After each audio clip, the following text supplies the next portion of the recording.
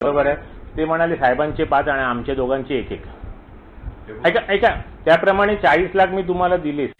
माननीय आमदार जे कोल्हापूरला आहेत, ज्यांनी ह्या मुलाकडनं 40 लाख रुपये घेतले आहेत, त्याचा पूर्ण व्हिडिओ ते मुलाशी बोलताना माझ्याकडे आहे.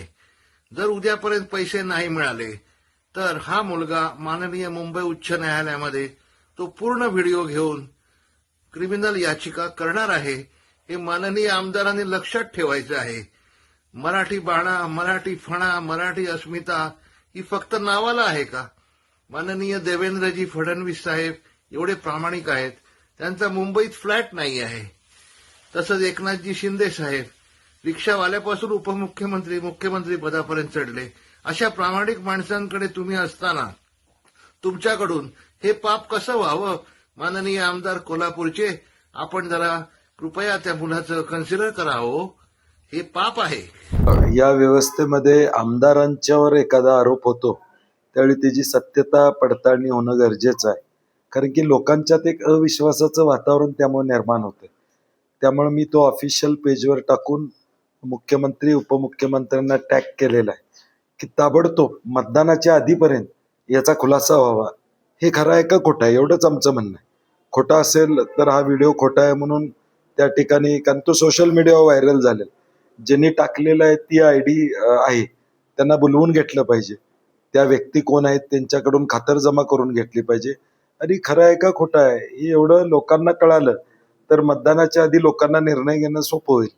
त्या व्हिडिओमधील व्यक्ती असं म्हणतात की याच्यामध्ये पुढचा आणखी व्हिडिओ आहे या संदर्भातला आणि ते हायकोर्टामध्ये देखील जाणार असल्याचं त्यांनी. होय ना, म्हणजे एवढा गंभीर आरोप लोकप्रतिनिधींच्यावर महाराष्ट्रातल्या होत असेल तर मला वाटतंय महाराष्ट्र कुठल्या दिशेला चाललाय हे दिसून येतं. आणि म्हणून सत्यता पडताळणं, पोलिसांनी ताबडतोब त्यांना बोलवून घेऊन नेमकं हे काय आहे प्रकरण माहिती घेणं, खरं खोटं आहे का किंवा काय आहे. नाहीतर उद्या म्हणजे आज सांगून सुद्धा कोणी दखल घेतली नाही असं व्हायला नको.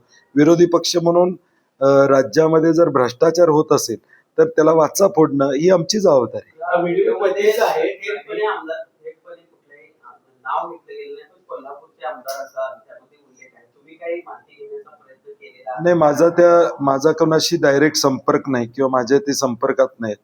काल सोशल मीडियावर व्हिडिओ आला होता आणि त्यात आमदाराचा उल्लेख आहे, सत्ताधारी आमदार असं ते म्हणतायत. त्यामुळं या जिल्ह्यामध्ये त्या पक्षाचे 3 आमदार आहेत. त्यामुळं नेमकं कोण हा प्रश्नचिन्ह आहे. आणि म्हणून या 3 आमदारांनी खुलासा करायला पाहिजे. कारण की कुणाकडे बोट जाते माहित नाही. नाव घेतलं असतं तर मग क्लिअर नाव आलं असतं.